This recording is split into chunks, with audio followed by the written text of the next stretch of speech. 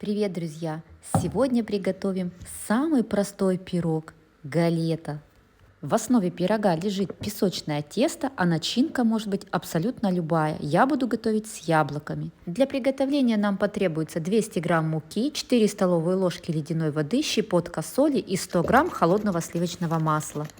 В емкость просеиваем муку. Если у вас есть блендер с чашей, вы можете муку, сливочное масло поместить в чашу блендера и все пробить до крошки. Добавляем щепотку соли. Затем добавляем холодное сливочное масло.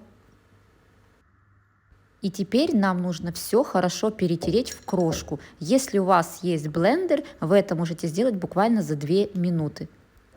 Если у вас остаются небольшие кусочки сливочного масла, ничего страшного. Затем делаем небольшое углубление и добавляем ледяную воду. Затем все очень просто. Нам нужно замесить тесто.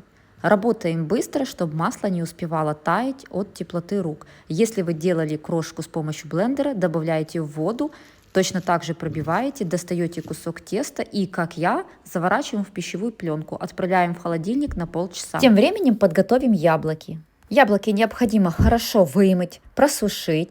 Разрезаем яблочко пополам, вырезаем серединку и нарезаем на слайсы. Толщина слайса примерно 2-3 мм. Желательно использовать яблоки твердых сортов, но в принципе подойдут любые яблочки, которые есть в наличии.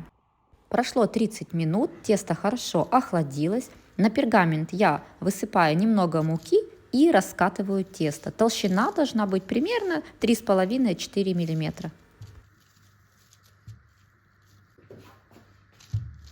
Далее нам нужно подготовить фрукты. Можно манную крупу и сахар высыпать на слайсы яблок и перемешать, но я делаю по-другому. Я манную крупу высыпаю на тесто. Яблоки при выпекании пускают сок, и он, естественно, стекает весь вниз. Поэтому для того, чтобы наше тесто оставалось песочным, нужно максимально его защитить от этой влаги. Я высыпаю манную крупу и выкладываю яблоки. Количество яблок также можете выставлять по своему вкусу. Сверху присыпаю оставшейся манной крупой и сахаром. Количество сахара также можете регулировать по своему вкусу. Тесто у нас не сладкое, яблоки у меня сладкие, поэтому сахара я беру совсем немного. От края оставляем примерно 3-4 сантиметра и аккуратно формируем бортики нашего пирога. Край галеты хорошо смазываем взбитым яйцом.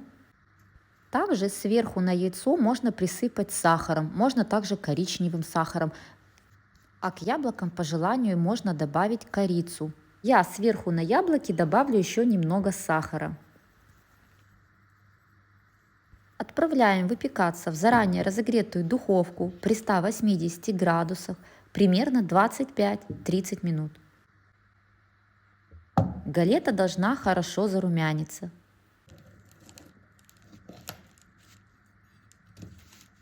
Такую галету можно готовить с самыми разными начинками. Яблоки, персики, абрикосы, можно добавлять корицу, изюм, можно варенье, повидло.